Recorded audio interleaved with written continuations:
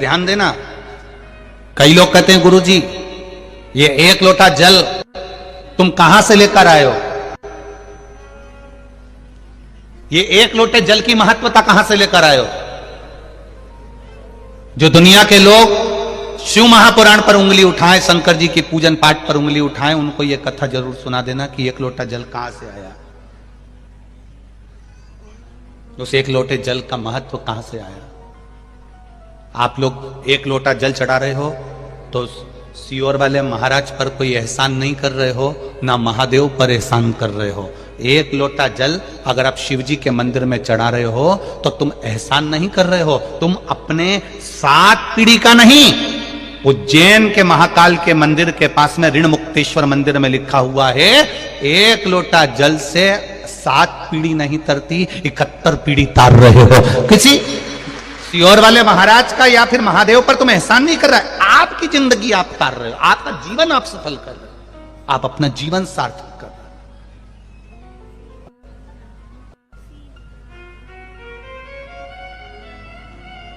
हो। इस कहां से आया एक लोटा जल? दधीचि ऋषि की धर्म पत्नी का श्राप सबको लग गया, देवताओं को, सारे देवताओं को श्राप लग गया। देवताओं के घर में संतान नहीं हो रही क्योंकि इनको श्राप था कि तुम्हारे यहां संतान नहीं होगी। संतान नहीं, क्या करा जाए? पार्वती जी ने भी मन में विचार करा कि ये तो श्राप लगा है देवताओं को, अब करना क्या चाहिए। पार्वती जी ने एक व्रत रखा जिसका नाम था पुण्यक व्रत। कौन सा व्रत है? जम के बोलो, पुण्यक। कौन सा व्रत है? पुण्यक व्रत। पार्वती जी ने एक व्रत रखा जिसका नाम था पुण्यक व्रत। मां पार्वती, वो व्रत 1 वर्ष तक होता है। उस व्रत में 1 वर्ष तक भगवान का पूजन करना, 1 वर्ष तक किसी ना किसी वृक्ष के नीचे बैठकर भगवान की पूजन करना, 1 वर्ष तक वृक्ष के नीचे बैठकर उसी पत्ती का सेवन करना जिस वृक्ष के नीचे बैठे। ये पुण्यक व्रत माता पार्वती जी ने करा 1 वर्ष। किस लिए करा था? श्रेष्ठ संतान की प्राप्ति के लिए, श्रेष्ठ पुत्र की प्राप्ति के लिए। दिल से अगर कुछ करोगे, दिल से आप भगवान से प्रार्थना करोगे तो वो दिल से देता भी है। एक पत्र आया, देखो।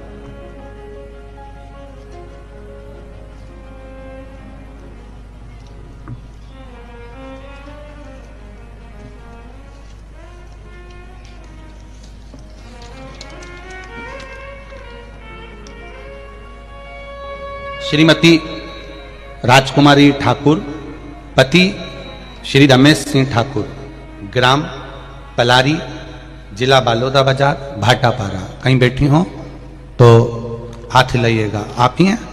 दोनों हाथ हिला दो एक बार। श्री शिवाय नमस्तुभ्यम। एक बार वापिस हिला दीजिए। श्री शिवाय नमस्तुभ्यम। मेरे भोले बाबा का क्या बखान करूं गुरुदेव, मेरे पास शब्द नहीं है। मेरी झोली मेरे बाबा ने भर दी है। मेरे पुत्र एवं पुत्र वधू ललिता नम्रता ठाकुर, जिनकी शादी को 14 वर्ष हो गए थे, 14 वर्ष होने पर भी उनके यहां संतान का सुख नहीं था। सारे डॉक्टरों को गांव से लेकर शहर तक इलाज करवाया, टेस्ट भी करवाया, पर संतान का सुख नहीं हुआ। डॉक्टर ने भी मना कर दिया कि 14 साल हो गए हैं, अब मुश्किल है क्योंकि इनको संतान का सुख नहीं हो पाएगा। सब आस छोड़ दी। ऐसी कोई जगह नहीं थी जहां सिर नहीं झुकाया, जिस जगह पर हम लोग गए नहीं, बैठे नहीं, प्रणाम नहीं करा, सब कुछ करा। जो जो जिसने बताया वो सब करा, पर 14 वर्ष तक संतान नहीं गुरुदेव। 4 वर्ष तक हमने सारे उपाय करे, 10 वर्ष हमारे ऐसे ही निकल गए, हमने फिर छोड़ दिया बाबा पर। 14 साल हो गए। 14 वर्ष के बाद महापुराण की कथा टीवी पर आई। तब मेरी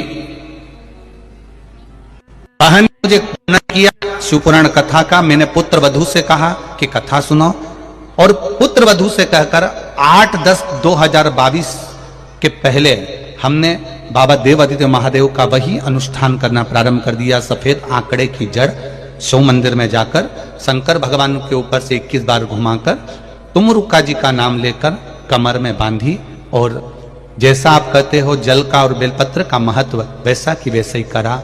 बाबा की कृपा से 8/10/2022 को मेरे बाबा ने मेरी बहू के गर्भ से 2 बच्चों को जन्म दे दिया। ये शिव की कृपा, दोनों बच्चों का। और देखिए गुरुदेव, जहां पर डॉक्टर बोल रहे थे एक संतान नहीं होगी, मेरी बहू के गर्भ से एक पुत्र भी हुआ और एक पुत्री भी हुई है। दोनों के फोटो लगा रही हूं, उनके फोटो भी मैं लगा रही हूं, आप फोटो भी देख सकते हैं, एक पुत्र और एक पुत्री का फोटो। ये शिव है, ये शंकर है, ये औघड़ी है। मैं एक पुत्र और एक पुत्री का फोटो भी लगा रही हूं, जो 14 वर्ष के बाद एक पत्र हो रहे, देखिए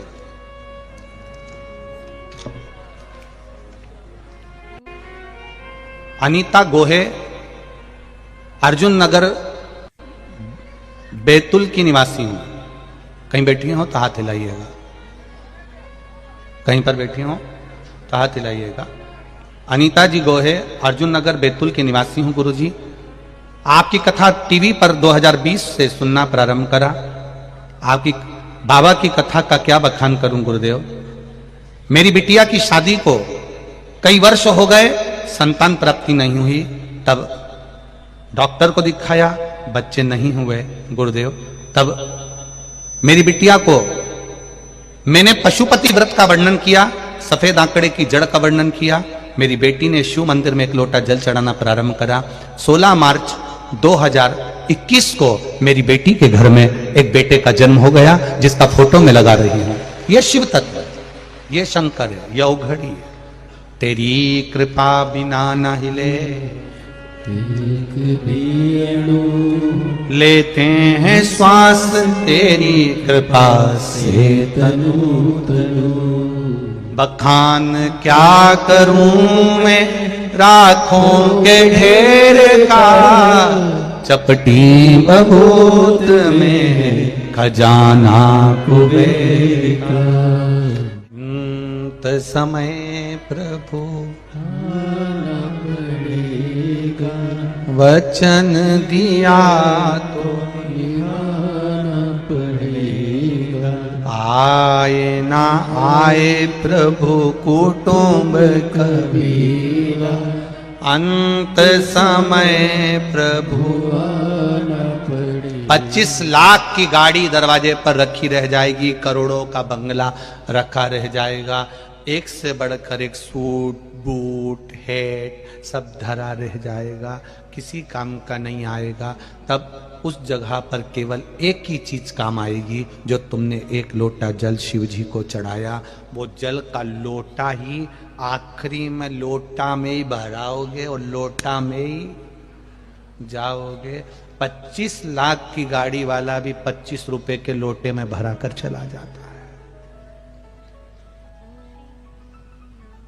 25 लाख की गाड़ी।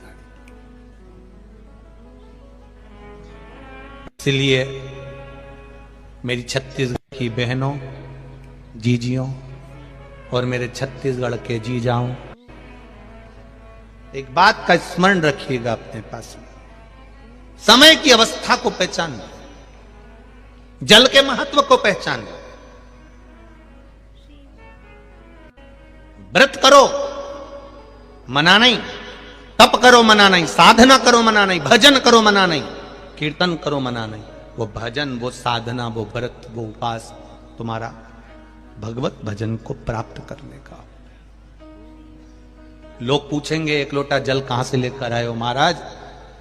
पूरी दुनिया में सबको लगता है कि ये एक लोटा जल चढ़ाने का महत्व समझाते हैं, बेलपत्री चढ़ाने का बताते हैं, बेलपत्री खाने का बताते हैं, शिवजी पर चावल चढ़ाने का बोलते हैं, धतूरा चढ़ाने का बोलते हैं, दुर्वा चढ़ाने का बोलते हैं, शिवजी को समी का पत्ता चढ़ाने को बोलते हैं।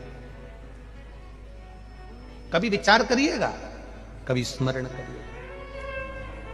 कभी आपको बोला इस व्यासपीठ से कि शंकर जी के मंदिर में जाकर इतने लाख रुपए दिया ना, या ऐसा कर देना, या तुम्हारा खर्च करने की कभी बात नहीं करी होगी। बात करी होगी तो केवल एक लोटा जल या एक बेलपत्र की, और बेलपत्र की भी बोली होगी कि शिव जी पे चढ़ा हुआ ही तुम तो उठाकर चढ़ा दो, उतने में भी आनंद हो जाएगा। बोला कि नहीं बोला? उतने में भी सुख हो जाएगा। उस एक लोटे जल का प्रमाण क्या है?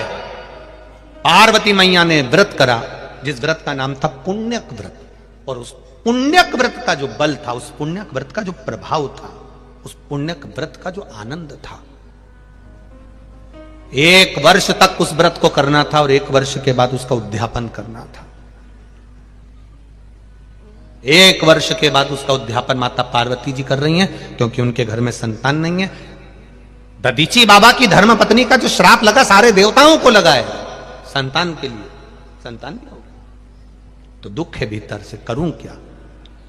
तब पुण्यक व्रत करा। 1 वर्ष का व्रत माता पार्वती जी ने एक पेड़ के नीचे बैठकर करना, उसकी पत्तियों को खाना और भगवान का पूजन करना। जब पुण्यक व्रत 1 वर्ष का हो गया, तब शिव जी से माता पार्वती जी ने कहा, आज मेरा पूरा हो गया, अब मैं उद्यापन करना चाहती हूं, अब मैं उद्यापन कर दूं।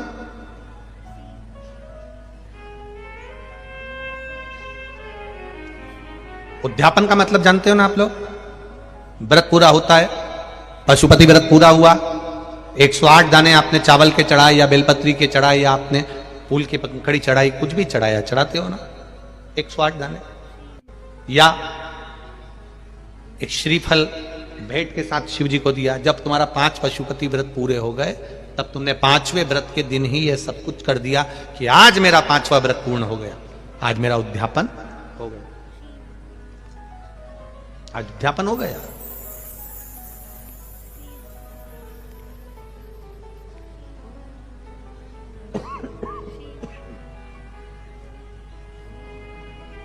अब उद्यापन का मतलब क्या होता है कि जैसे कोई प्लाट तुमने लिया, समझना थोड़ा बहुत अच्छे से, ध्यान से समझना उद्यापन का मतलब। तुमने प्लाट लिया, तुमने जमीन ली, तुमने मकान लिया, मकान में तुम रहने भी लगे, प्लाट में तुमने घर भी बना लिया, पैसे भी पूरे दे दिए, लाखों रुपए दे दिए, जमीन पे रह रहे हो, मकान बना लिया, प्लाट ले लिया, या मकान में रह रहे हो, पैसे भी दे दिए पूरे, रह भी रहे हो, 15 साल हो गए, 20 साल हो गए, 25 साल हो गए रहते रहते, पर तुमने उस प्लाट की, उस मकान की अगर रजिस्ट्री नहीं कराई तो वो मकान तुम्हारा होगा क्या? जम के बोलो जरा। नहीं, तुमने उसकी लिखा पढ़ी नहीं कराई, उस पर तुम्हारा सिग्नेचर और बेचने वाले का सिग्नेचर नहीं है, साइन नहीं है, तो उस प्लाट की, उस जमीन की, उस मकान पर तुम्हारा कोई कब्जा नहीं होगा। तुम भले रह रहे हो, तुम भले उस पर रह रहे हो, पर उस पर तुम्हारा साइन नहीं है, उस पर बेचने वाले का सिग्नेचर नहीं है, भले तुमने पैसा दे दिया, तो वो जमीन, प्लाट, मकान तुम्हारा नहीं कहलाएगा। उसी तरह तुमने पशुपति व्रत करे करे करे करे करे, 16 सोमवार के व्रत करे, संकट सोमवार के व्रत करे, बुधवार के व्रत करे, मंगलवार करे, शुक्रवार करे, संतोषी माता के करे, लक्ष्मी जी के करे, वैभव लक्ष्मी के करे, तुमने सारे व्रत करे, उस व्रत का उद्यापन होना जरूरी है। एकादशी का व्रत कर रहे हो, उसका भी उद्यापन होना जरूरी है। प्रदोष का व्रत कर रहे हो, उसका उद्यापन होना जरूरी है। उद्यापन हो जाना मतलब मैंने अभी तक जो व्रत करे थे, ये सारे व्रतों का पुण्य अब मेरे खाते में आ गया, अब मुझे किसी की जरूरत नहीं, किसी के व्रत की जरूरत नहीं कि मैं मरूंगी। आपके मरने के बाद पंडित जी ब्राह्मण देवता संकल्प छुड़वाएं और एकादशी दिलवाएं, बहू से कहें 5 एकादशी दो, बेटों से कहें 4 एकादशी दो, यहां देते कि नहीं देते? अरे बोलो तो जम के, किसी के मरने के बाद 12वें 13वें में एकादशी दिलवाते हैं। अगर आपने एकादशी करी है और आपने एकादशी कर कर उसका उद्यापन करा है, तो एकादशी का उद्यापन कर दिया मतलब आपने इतनी एकादशी करी, उसका पुण्य तुम्हारे खाते में है। कोई तुमको एकादशी नहीं भी देगा तो भी तुम बैकुंठ जरूर जाओगे, क्योंकि सील ठप्पा लग गया। उस उद्यापन का मतलब यह है कि हमारा करा हुआ व्रत हमारे खाते में पहुंच गया। कई लोग घबराते हैं उद्यापन में। 5 व्रत करे पशुपतिनाथ के, 4 व्रत पूर्ण हो गए, 5वां व्रत करने के लिए जाओ तो एक श्रीफल भेंट, 108 बेलपत्र या चावल जो भी लेकर जा रहे हो शिव जी को, एक एक कर कर समर्पित करते जाओ। श्री शिवाय नमस्तुभ्यं, श्री शिवाय नमस्तुभ्यम। दिए लगा दिए, दिया ले लिया, प्रसाद के हिस्से कर दिए, एक हिस्सा ले लिया, वापिस घर पर आए। 5वें दिन फिर वही दिया जला दिया, फिर प्रसाद का हिस्सा पा लिया। 5वां व्रत पर तुमने उद्यापन कर दिया, मतलब तुमने शिव को समर्पित कर दिया।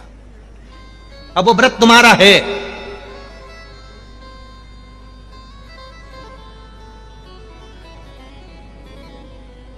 अब वो व्रत तुम्हारा कहलाएगा जो बाबा को तुमने दिया। बाबा तेरे दरवाजे से कोई खाली नहीं गया। शिव महापुराण की कथा करते करते सालों निकल गए। एक विश्वास शिव महापुराण के प्रति देखा है कि जितनों ने भी दिल से कथा सुनी है, दिल से कथा सुनने में अंतर है, ऐसे कथा सुनने में अंतर है। किसी ने टल्ला मार दिया, तुम बात करने लगे, किसी ने निकल कर गया, तुमने बोलना चालू कर दिया, कोई कुछ कह रहा है, ध्यान उधर लगा लिया, कोई ने कुछ बोल दिया, ध्यान उधर चले गया। 7 दिन पंडाल में एक जगह पर बैठकर 7 दिन ये जे लोग आते हैं कथा सुनने के लिए। आप लोग आते हो, शहर के लोग तो रोज आते हो, रोज जाते हो, पर कभी मेरे भोलेनाथ जी से इतना कह देना कि इन पत्र में एक पत्र मेरा भी रखवा देना। भोलेनाथ जी से कहना एक कथा किसी पंडाल में मैं भी 7 दिन दरी कम्बल साथ लेकर जाऊं, एक जगह पर बिछाकर उसी जगह पर बैठकर कथा का रस मैं भी लूं, मेरा बाबा मेरा भी कल्याण करे, ऐसी कृपा हो जाए। कभी मन में विचार बनाना। दुनिया के लोग प्रयाग में जाकर कल्पवास करते हैं, हरिद्वार जाकर कल्पवास करते हैं। दुनिया के लोग 1 महीना 15 दिन का निवास करते हैं, 2 दिन का निवास करते हैं, काशी में जाकर, हरिद्वार में जाकर, सोमेश्वर जाकर, उज्जैन जाकर। कभी भोलेनाथ से कहना मैं इतनी दूर नहीं जा सकती, तो मेरे गांव के पास में कहीं शिव पुराण की कथा हो तो मैं भी एक आसन से सुनूं, तुझ में दिल लगाकर सुनूं। जैसे वो आगरा से भाई आया था, उसने कहा मैंने नियम लिया था कि मेरा बेटा व्यसन से मुक्त हो जाए, शराब पीना छोड़ दे और उसकी शादी हो जाए, जो 30 साल का हो गया था। भगवान ने 4थी कथा तक पीछा नहीं छोड़ा, आखिरी में भोलेनाथ ने कृपा करी, उसका व्यसन भी छूटा और शादी भी पक्की हुई। ये शिव तत्व है, ये शंकर है, ये उगड़ी है। कथा वो नहीं होती कि तुमने बस यहां से सुना, यहां से निकाल दिया, बच्चे कुछ थे। तो कथा को एंजॉय करने के लिए या कथा में आनंद लेने के लिए नहीं जाना है। कथा में हमें शिव को ढूंढने जाना है कि मेरा बाबा मिलेगा कैसे, मेरा शंकर कैसे मिलेगा। टीवी के सामने कथा सुन रहे हो, आस्था चैनल पर, मोबाइल पर कथा सुन रहे हो, तो आपका विश्वास, जितने लोग टीवी पर कथा सुन रहे हैं इनका विश्वास जागा तो है, नहीं तो ये टीवी चालू नहीं करते, नाटक देखते रहते। क्यों आस्था चैनल चालू करा, क्यों मोबाइल पर कथा निकाली? नहीं सीवर वाला मारा जा रहा होगा, कथा निकालो। तुमने मोबाइल पर भी भगवान को ढूंढा है, तुमने चैनल पर भी भगवान को ढूंढा है, तो पंडाल में भी कथा सुनने बैठो तो भगवान को ढूंढ कर बैठो कि मेरा भोलेनाथ मुझे मिलेगा, मेरा शंभू मुझे मिलेगा। 14 वर्ष तक जिसकी यहां संतान नहीं हुई, वो सब दूर से जब आज छोड़ देता है, तब वो शंकर की शरण में जाता है, तब वो शिव तत्व की ओर जाता है। सालों साल हो जाती है और औलाद नहीं होती, तब व्यक्ति को लगता है कि अब संतान नहीं हो सकती। आज छोड़ दी लोगों ने 10 साल 20 साल। इस व्यासपीठ ने 25 से 30 साल जिसकी शादी को हो गए, उन तक की गोद में संतान देखी इस व्यासपीठ ने, और उनकी आंख में से आंसू बहते हैं कि मेरे को 30 साल बाद बाबा ने संतान दे दी। ये व्यासपीठ ने देखी है, ये सहज नहीं है। इन पत्रों के ढेर में तुम्हारा भी पत्र आए, तुम भी दिल से बाबा से प्रार्थना करो कि वो तुम्हें स्वीकार करे। एक दिन शिव जी के मंदिर गए, 1 महीना शंकर जी के मंदिर में गए, 1 महीना 2 महीना भगवान के मंदिर में गए, और तुम विचार करो कि मेरा बाबा मेरी झोली भर दे, ऐसा नहीं होता। पहले भगवान पूरा परखता है। तुम जाते रहो उसके दरवाजे पर, जाते रहो, 1 महीना नहीं, 2 महीना नहीं, 3 महीना नहीं, जाते रहो उसके दरवाजे पर, कभी तो सुनेगा, कभी तो सुनेगा। जाते रहो। वो रेलवे स्टेशन गए हो आप लोग कभी? अरे बोलो तो जम के, स्टेशन गए हो? रेलवे स्टेशन, रेलवे स्टेशन पर बड़े बड़े माइक लगे होते हैं। अंदर बैठी हुई एक महिला बार बार बोलती है 12 1 2 3 4 नंबर की गाड़ी, ये वाली एक्सप्रेस इतनी बजे इस प्लेटफॉर्म पर पहुंच रही है। एक बार नहीं बोलती वो, कितनी बार बोलती है? 5 बार भी नहीं बोलती वो, तो जब तक बोलती है जब तक ट्रेन नहीं आ जाए। बोलती कि नहीं बोलती? ट्रेन आ गई तो भी बोल रही है। अब क्या बोल रही है? 1 2 3 4 ये एक्सप्रेस 4 नंबर प्लेटफॉर्म पर आकर खड़ी हो गई है। नहीं आई तो भी बोल रही थी, आ गई तो भी बोल रही है, ट्रेन चली गई तो भी एक बार बोली है। ट्रेन 4 नंबर प्लेटफॉर्म से छूट चुकी है। उसी तरह जैसे वो कमरे में बैठकर बार बार बोल रही है कि ये ट्रेन आ रही, ये ट्रेन आ रही, तो तुमको धैर्य बंधा रहता, आने वाली है, 15 मिनट की देरी है, 20 मिनट की देरी है, कोहरा पड़ गया होगा, आ रही होगी, आ रही होगी, और आखिरी में वो सामने आकर खड़ी हो जाती है। उसी तरह तुम भी शंकर के मंदिर में एक लोटा जल चढ़ाते रहो, श्री शिवाय नमस्तुभ्यम बोलते रहो, आता होगा, आता होगा, आता होगा, आता होगा, और आकर खड़ा हो जाए। आएगा मेरा बाबा आए। ट्रेन का इंतजार करते हो, वो बोलती रहती है, आ रही है, आ रही है, आ रही है, 5 मिनट की देरी, 10 मिनट, 20 मिनट की देरी। तुम्हारा मत धैर्य नहीं छूटता, छूटता है क्या धैर्य? तुमने कभी सोचा आधे घंटे की देरी है, मैं तो अब जाऊं नहीं इस ट्रेन से, मैं तो सामान लेके मेरे घर जा रही हूं। नहीं, और आधा घंटा इंतजार कर लो, आधा घंटा रुके तो मालूम पड़ा 1.5 घंटा और लेट हो गई। अब सोचे मैं तो जा रही मेरे घर, अब नहीं जाऊं इस ट्रेन से, नहीं, 1.5 घंटे की तो बात है, और रुको, धैर्य नहीं तोड़ा, और रुको, और रुको, और रुको, और रुको, रुकते रुकते 8 बजे वाली ट्रेन रात को 11-12 बजे आई, तब तुम उसमें बैठी और वो बाई बोलती रही, आ रही है, बोलते जाओ, आ रही है, आ रही है। तुम उसके मंदिर में जाते रहो, एक लोटा जल चढ़ाते रहो। यह मत सोचना कि गुरुजी ने बोला था 3 महीने का, नहीं नहीं, किसी किसी की फाइल मोटी होती है ना, तो उसको पढ़ने में भी समय लगता है, काटने में समय लगता है, छुपाने में समय लगता है। उसी तरह दुख अगर बड़ा है तो थोड़ा समय लग सकता है, और धैर्य मत खोना, आएगा जरूर और दुख काटेगा जरूर, ये निश्चित है। धैर्य मत तोड़ना, आएगा, वो मेरा बाबा आएगा।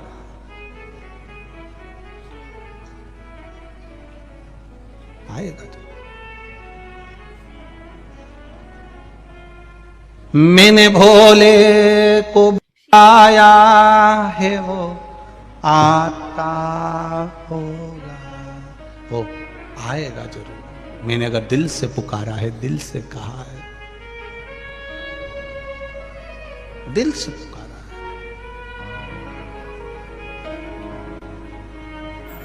और जब आप दिल से पुकारोगे तो आएगा। सियोर वाला महाराज भले के देता है कि 1 महीना जल चढ़ा कर देखो, 2 महीना चढ़ाओ, 3 महीने में बाबा आपकी झोली भरेगा। पर विश्वास रखकर अगर तुमने 3 महीना भी जाने दो, 2 दिन भी अगर विश्वास रखकर जल चढ़ा लिया, तो वो 3 महीने का इंतजार नहीं करेगा, तेरे पास खड़ा मिल जाएगा। कोई जरूरी नहीं है सभी ट्रेनें लेट आए, कोई जरूरी नहीं है कि तुम सबका काम ही 3 महीने में होगा। कोई कोई ट्रेन बिफोर भी आ जाती है। बोलो सही है कि गलत है? कोई कोई ट्रेन 8 बजे का टाइम है तो उसके पहले ही वहां 2 स्टेशन पहले ही आके खड़ी है। क्यों खड़ी है? इधर से हरी झंडी मिले फिर जाऊंगी। उसी तरह भोलेनाथ भी कभी कभी इंतजार में खड़ा रहता है स्टेशन के पास में ही। ये लोटा लेके मंदिर आया और मैंने इसका काम निपटाया। कभी कभी वो भी भोर खड़ा है। तुम सोच रहे हो भगवान मेरा काम करेगा, भगवान बोले मंदिर तो आए एक लोटा लेके, वो इंतजार में खड़ा है। एक भक्त लक्ष्मी जी से कहता है, भगवान से कहता है, भगवान मुझे इतनी लक्ष्मी दो, इतनी लक्ष्मी दो, इतनी दो कि मैं कथा कराऊं। मुझे इतना धन देना कि मैं कथा करवाऊं।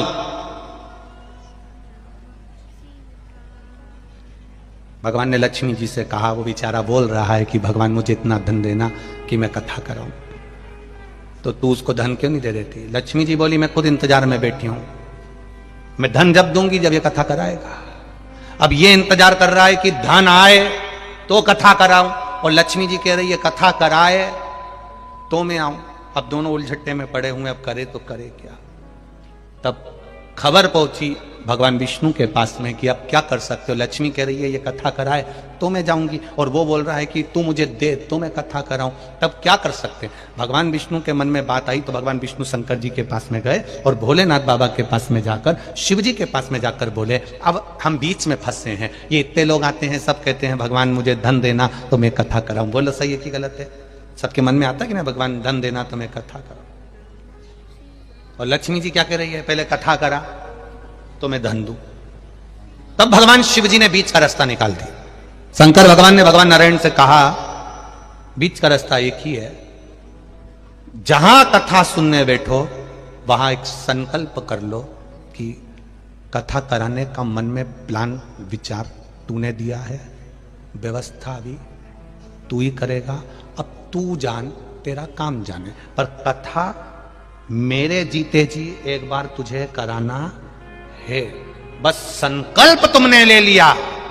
अब भगवान विष्णु लक्ष्मी जी को फिर धीरे धीरे कुछ तो कर दे, थोड़ा बहुत तो दे दे, तब कहीं से व्यापार में कहीं 2 रुपया का फायदा हो गया, तब मन में आया अब करा लेता हूं, थोड़ा सा आया है, थोड़ा कहीं से आएगा, हो जाएगा, तब लक्ष्मी फिर टूटमान हो गई। संकल्प तुम्हारा है पूरा, वो करेगा,